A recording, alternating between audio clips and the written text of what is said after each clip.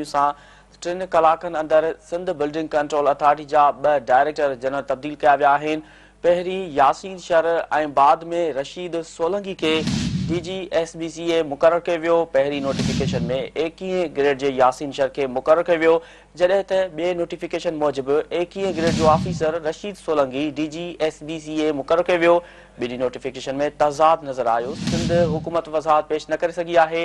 अहम ख़बर अवां सां शेयर करे आहियूं। 3 कलाकनि अंदरि सिंध बिल्डिंग कंट्रोल अथॉरिटी जा 2 डायरेक्टर जनरल तब्दील कया विया आहिनि।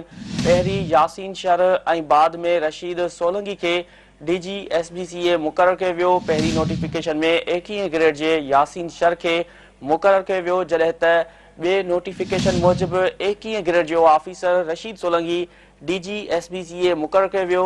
ॿिन्ही नोटिफिकेशन में तज़ाद नज़र आयो। सिंध हुकूमत वज़ाहत पेश न करे सघी आहे। अहम ख़बर अवां सां शेयर करे आहियूं। 3 कलाकनि अंदरि सिंध बिल्डिंग कंट्रोल अथॉरिटी जा 2 डायरेक्टर जनरल तब्दील कया विया आहिनि। पहिरीं यासीन शर ऐं बाद में रशीद सोलंकी खे DGSBCA मुक़ररु कयो वियो।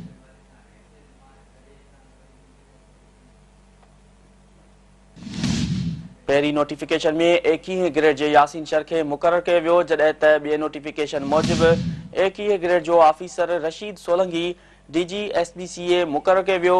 ॿिन्ही नोटिफिकेशन में तज़ाद नज़र आयो। सिंध हुकूमत वज़ाहत पेश न करे सघी आहे। अहम ख़बर अवां सां शेयर करे आहियूं। 3 कलाकनि अंदरि सिंध बिल्डिंग कंट्रोल अथॉरिटी जा 2 डायरेक्टर जनरल तब्दील कया विया आहिनि। पहिरीं यासीन शर ऐं बाद में रशीद सोलंकी खे DGSBCA मुक़ररु कयो वियो। पहिरीं नोटिफिकेशन में 21 ग्रेड जे यासीन शर खे मुक़ररु कयो वियो, जॾहिं त ॿिए नोटिफिकेशन मूजिबि 21 ग्रेड जो ऑफिसर रशीद सोलंकी DGSBCA मुक़ररु कयो वियो। ॿिन्ही नोटिफिकेशन में तज़ाद नज़र आयो। सिंध हुकूमत वज़ाहत पेश न करे सघी आहे। इहा अहम ख़बर आहे जेका असां शेयर करे आहियूं। 3 कलाकनि अंदरि सिंध बिल्डिंग कंट्रोल अथॉरिटी जा 2 डायरेक्टर जनरल तब्दील कया विया आहिनि। पहिरीं यासीन शर ऐं बाद में रशीद सोलंकी खे DGSBCA मुक़ररु कयो वियो। पहिरीं नोटिफिकेशन में 21 ग्रेड जे यासीन शर खे मुक़ररु कयो वियो, जॾहिं त ॿिए नोटिफिकेशन मूजिबि 21 ग्रेड जो ऑफिसर रशीद सोलंकी DGSBCA मुक़ररु कयो वियो।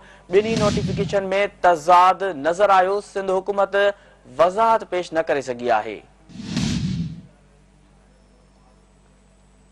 अहम ख़बर अवां सां शेयर करे आहियूं। 3 कलाकनि अंदरि सिंध बिल्डिंग कंट्रोल अथॉरिटी जा 2 डायरेक्टर जनरल तब्दील कया विया आहिनि।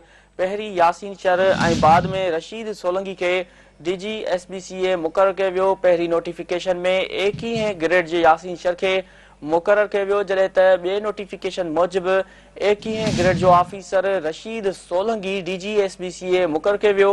ॿिन्ही नोटिफिकेशन में तज़ाद नज़र आयो। सिंध हुकूमत वज़ाहत पेश न करे सघी आहे।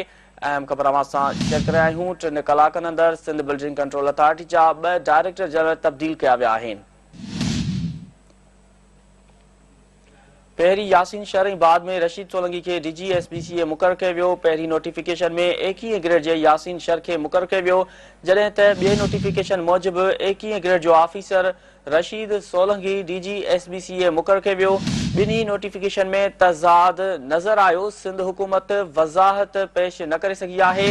अहम ख़बर अवां सां शेयर करे आहियूं। 3 कलाकनि अंदरि सिंध बिल्डिंग कंट्रोल अथॉरिटी जा 2 डायरेक्टर जनरल तब्दील कया विया आहिनि। पहिरियां यासीन शर ऐं बाद में रशीद सोलंकी खे DGSBCA मुक़ररु कयो वियो आहे। पहिरीं नोटिफिकेशन में 21 ग्रेड जे यासीन शर खे मुक़ररु कयो वियो, जॾहिं त ॿिए नोटिफिकेशन मूजिबि 21 ग्रेड जो ऑफिसर रशीद सोलंकी DGSBCA मुक़ररु कयो वियो।